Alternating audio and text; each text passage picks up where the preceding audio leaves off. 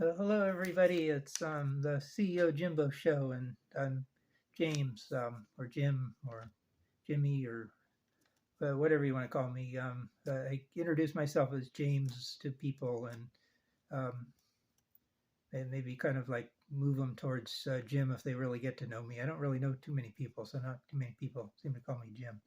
Anyway, a little different start to this one. I've been starting, as you know, if you're a regular watcher, with my Newton's cradle. But I'm kind of sensing that maybe alienates people, despite the fact that I'm really not a CEO. I was a business owner, like officially, when I was living in Cambridge, I guess you could say, because I had a small business license kind of charter through this Commonwealth of Massachusetts, my state. And then I also had a business license for the city of Cambridge. And then I also had what was called a Massachusetts hawker peddler license for selling things out on the street in Cambridge, and so on. So it was just really kind of more built up and so on. And I was offering government contracts to the U.S. government through their SBIR program and so on. And I've kind of stopped doing that because I tried several times and I just wasn't really getting um, to the sense that I was even close. And it was costing me, I think it was like $65 a year to have the Massachusetts license. Plus, it was costing me some money, I think, for the hawker peddler license too. Anyway, uh, anyway, so I just made this just a few minutes ago. This is maybe my new opener here, and um, I seem to be possibly kind of just becoming more and more um, interested again in aviation. So this may kind of like eventually kind of just evolve into a aviation playlist. But it's currently like all modes of transportation right now. I'm sort of like most um, submersed in aviation and maritime, somewhat from job interests that I had. I was applying for work with the U.S. government, U.S. Department of Transportation, which was a little bit aviation oriented, where I was looking to become the director of their aviation program. And I was looking at working at Massport in the maritime field, directing their port, more or less. I'm interested in space travel, but I really don't know that much about it. I haven't really done a lot with that other than just sort of self study. Highway, roadway, I think maybe I did a SBIR project or two, um, trying to do something involving roadway, so on. Rail, same. I've done kind of some uh, solicitations on rail and not so much on pipeline. I may have done one on pipeline. Anyway, this has already taken longer than I planned, so kind of cut to the chase here. Um, I have been on radar if you've been following this, just trying to kind of like kind of learn the nitty gritty of radar and kind of pass it on to you as I learn it myself, um, and so on. And I just kind of got to the point during this one where it's like I just kind of asked myself, where am I going with this? It just really didn't seem like I was going anywhere at all, where it was just kind of leading me to um, the area of radar that I know less and less about, and so on. So I kind of like just started to kind of change directions to what seemed to be sort of like more useful to people like you. And somehow I've been interested all along in like aviation and marine disasters to kind of learn from them, and maybe even like come up with some invention that sort of like prevents them and so forth. And anyway, I kind of started to kind of shift to back to MH370, the Malaysian Airlines flight that disappeared from radar in the I think Jakarta, Indonesian area, the Malaysia area, and it was a Boeing 777, which took off from that area to Beijing, China, I believe, and just disappeared. And so anyway, I kind of like shifted to searching for that and focusing on how it disappeared from this radar and so on. We were talking about, like last time I have this one, this was like the radar shadow and the way radar picks up things and so on. So, how did that just disappear? Anyway, then I kind of like got back to a past one on these where I was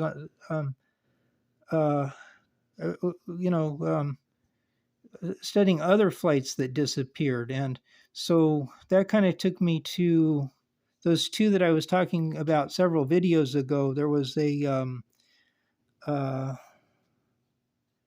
DC-4 that disappeared back in July 1951. It was a flight that took off from Vancouver, British Columbia, Canada, to Alaska, and then it was to go on, I think, to Tokyo Airport. But it took off from Vancouver and it did not make Anchorage. It just disappeared somewhere along this line here, and to this day has not been found at all. Not even a piece. There's not even any like any hints as to where it is. And so on. That brings me up to why I have this silly hat on here. This is my bicycling one. This is kind of the one that I use kind of for every day. And when I'm bicycling, I wear this to kind of like signify that I have a different one on when I'm biking. And also maybe for the color too, to make me more like if I take my helmet off and I'm still walking around in a busy area, I still have something that's high visibility. But anyway, where did it go? I guess I didn't finish doing something. I was going to show you a picture of Jacques Cousteau. I just got thinking about all these lost planes, and they all involve water. So I sort of have my Jacques Cousteau hat on here. This was the 777 that I was talking about. It took off from Kuala Lumpur, Malaysia, for Beijing, and it kind of went off the regular radar like about here, but was still on military radar, and then disappeared from military radar here, and then disappeared without a trace for quite a while. I think maybe weeks to months or so, and then parts started to be found kind of on the east coast of Africa, I believe, and some other places. And so there's kind of a vestigial trail of parts that are kind of indicating that it did break apart somewhere sort of in the Indian Ocean area. Anyway, the DC-4 again, this one, it was kind of cruising right along the Gulf of Alaska and has disappeared. So maybe it's in the Gulf of Alaska. Then there's this. Oh yeah, Amelia Earhart, Lockheed 10E Electra. I'm not quite sure exactly what that is. I meant to look that up and I didn't get that far. So on, but it took off from Leh or Lao or however you say that, New Borneo, whatever this is, New Guinea, and was heading out over the Pacific Ocean east to Holland Island, which is maybe halfway to Hawaii. Hawaii was kind of like up over here a little bit. If they would have kept on going, they had just enough fuel to kind of make this small little island, which is just a just nothing on a little teeny atoll in the middle of nowhere, and just disappeared. That's a famous story. Everybody knows about that one, I think, and so on. So how can you not include that one? I don't know why it goes in and out of focus. I guess I move it too much, and so on. And does that cover them? I think so. This is a drawing of that one that the 777. The parts were kind of found along. This would be the coast of Africa right here, and this is like the southern Indian Ocean. In the parts, it was speculated that the plane might be the mass of it might be in the southern Indian Ocean, and so on. So anyway, I could go on and on. I don't know why I'm so interested in this.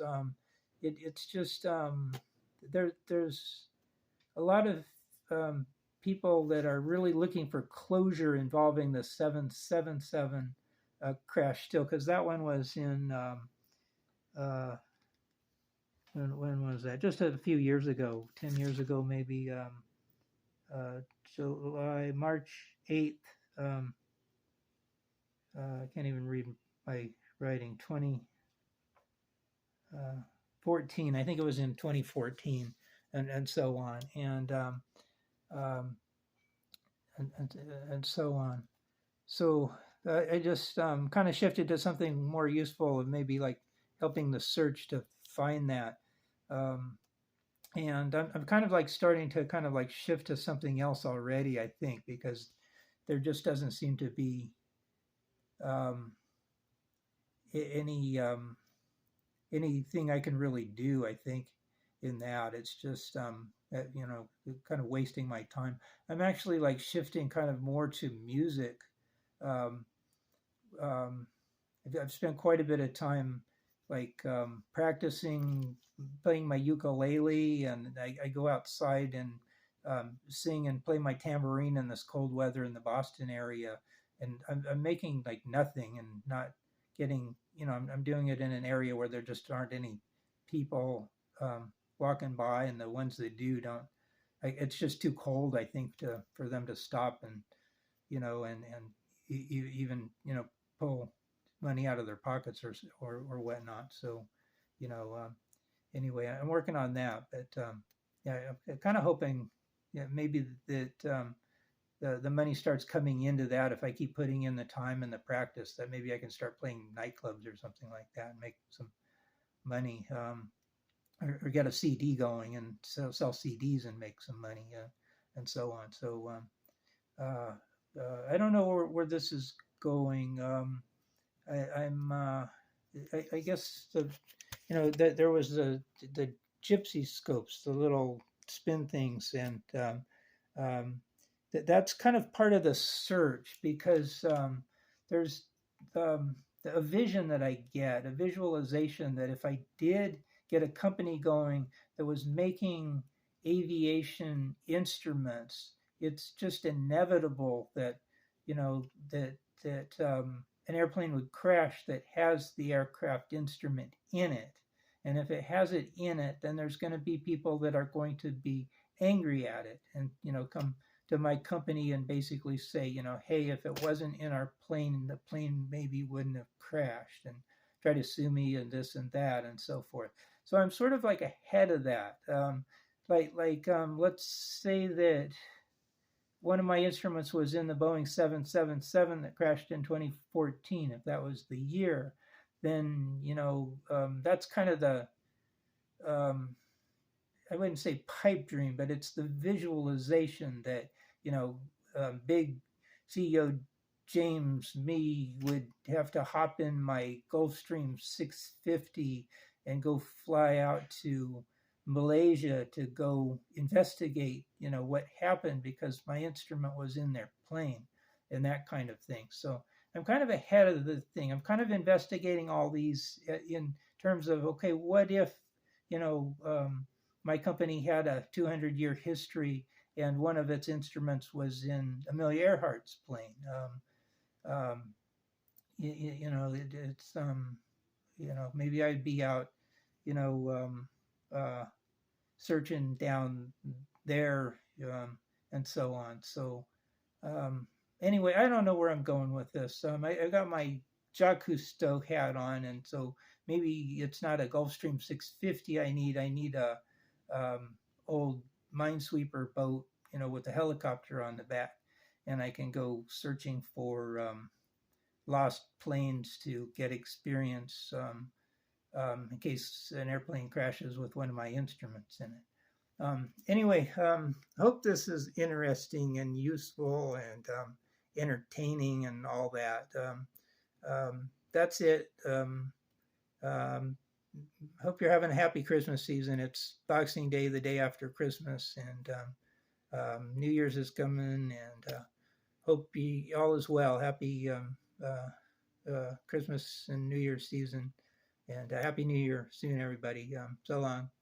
Thumbs up, like it, tell all your friends. See you next time. So long.